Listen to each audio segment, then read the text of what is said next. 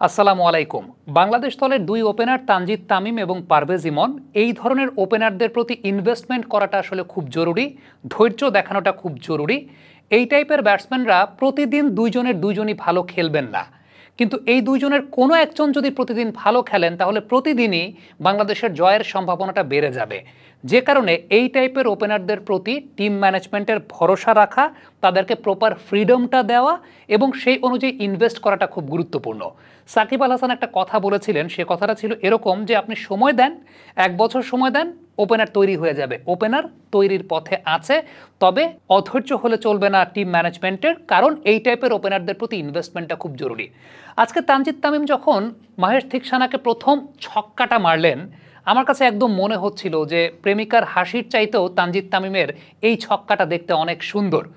উল্লেখযোগ্য ব্যাপারটা হচ্ছে যে সময় ছক্কাটা মেরেছেন কানেক্টিং পয়েন্টের সময়টাতে তানজিদ তামিমের টো পজিশনটা খেয়াল করে দেখেন, পয়েন্টিং টুয়ার্ডস কাভার, যেদিকে তিনি শট খেলছেন সেদিকে। চোখের অবস্থানটা দেখেন, একদম বলের দিকে তিনি ফলো করছেন, দুর্দান্তভাবে কাভার ড্রাইভটা করেছেন এবং একেবারেই শিল্পীর সুনিপুণ হাতের তুলির স্পর্শ তিনি এঁকে দিয়েছেন। আমি কেন টো পজিশনের কথাটা বললাম, তানজিদ তামিমের প্রথম দিনের আউট মাহেশ থিকসানার এগেনস্টে আমার মনে পড়ে যাচ্ছিল এশিয়া কাপে। এই জায়গা থেকে আমি তানজিদ তামিমের পরের শটগুলোর একটু বিশ্লেষণ করতে চাই, একটু ব্রেকডাউন করতে চাই। আসালাঙ্কা যখন অ্যারাউন্ড দ্য উইকেট তানজিদ তামিমকে বোলিং করতে এসেছেন, খেয়াল করে দেখেন বলটা যখন ফ্লাইটে, তানজিদের টোর অবস্থানটা পয়েন্টের দিকে প্লেস করা, একদম পয়েন্টের দিকে প্লেস করা, but as soon as he realises the direction of the ball, যখনই তিনি বলের ডিরেকশনটা জাজ করতে পেরেছেন, সঙ্গে সঙ্গে টো পজিশনটা চেঞ্জ করে স্ট্রেইট করে ফেলেছেন, দেন শট খেলেছেন ওভার দ্য টপ। খেয়াল করে দেখেন টো পজিশনের শিফটিংটা, সুইচিংটা, যেই জায়গাটা আসলে একজন কমপ্লিট ব্যাটসম্যানশিপের পরিচয়। আমরা টো পজিশনে সবসময় কথা বলি যে আপনি যদি টো পজিশন একদিকে থাকে, আপনি শট আরেকদিকে খেলেন, আপনার আইলাইন ফল করে যায়।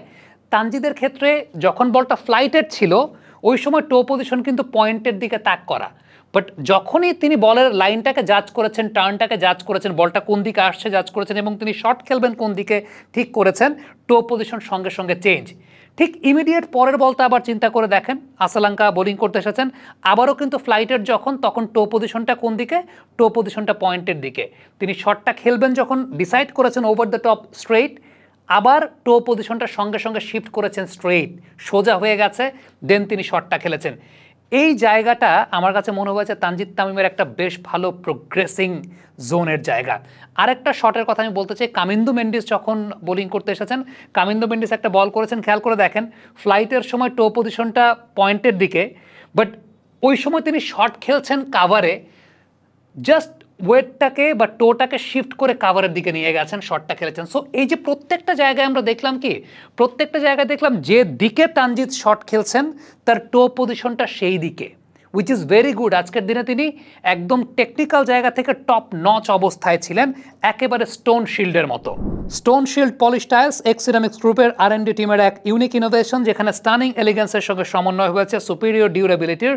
ল্যাব টেস্ট থেকে জানা যায় স্টোন শিল্ড পলিশ টাইলসের সারফেস ডাবল চার্জের চাইতেও রেজাল্ট দিচ্ছে অ্যাব্রাজন রেজিস্ট্যান্স টেস্টে, সেই সঙ্গে শাইনও টিকে থাকবে অনেক দিন। হাই ট্রাফিক এরিয়ার জন্য ডিজাইন করা এই টাইলসগুলো যে কোনো বাসা বা অফিসের সৌন্দর্য বৃদ্ধি করে, যা আপনার ইউনিক স্টাইল ফুটিয়ে তোলে, সঙ্গে দেয় অনেক দিন টিকে থাকার নিশ্চয়তা।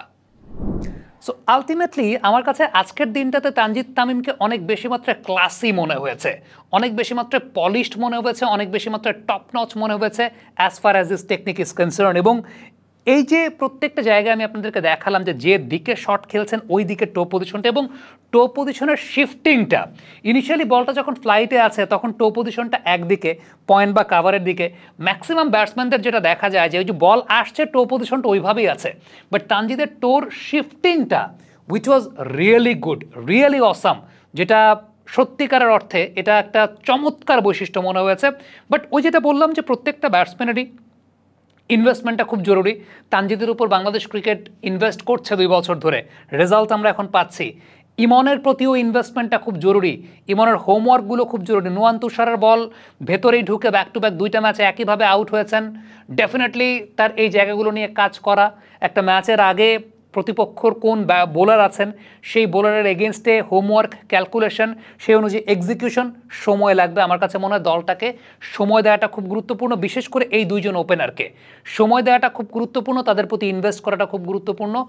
এত তাড়াতাড়ি আমার কাছে মনে হয় যে একটা ব্যাড ডে, দুইটা ব্যাড ডে গেলে আমরা ইনভেস্ট করতে চাই না প্লেয়ারদের উপর। আমরা খুব অস্থিরতায় ভুগি, আমরা খুব তাড়াহুড়ায় ভুগি। সেই তাড়াহুড়ার থেকে বেরিয়ে এসে টিমটাকে সময় দেওয়াটা আসলে খুব গুরুত্বপূর্ণ। বিশেষ করে এই দুইজন ওপেনারকে সময় দেওয়াটা খুব গুরুত্বপূর্ণ, কারণ আমার কাছে খুবই ভালো লাগে যখন এরকম ভয়ডরহীন ক্রিকেট খেলা ব্যাটসম্যানদেরকে দেখি এই প্রজন্মে। এবং এই ধরনের ব্যাটসম্যানদের প্রতি আসলে বেশি বেশি করে ইনভেস্টমেন্টটা খুব জরুরি। আপনি যত বেশি ইনভেস্ট করবেন তারা আপনাকে রিটার্নটা দেবে খুব ভালো মতো। কমেন্ট বক্সে আপনাদের মন্তব্য মতামত জানতে চাই।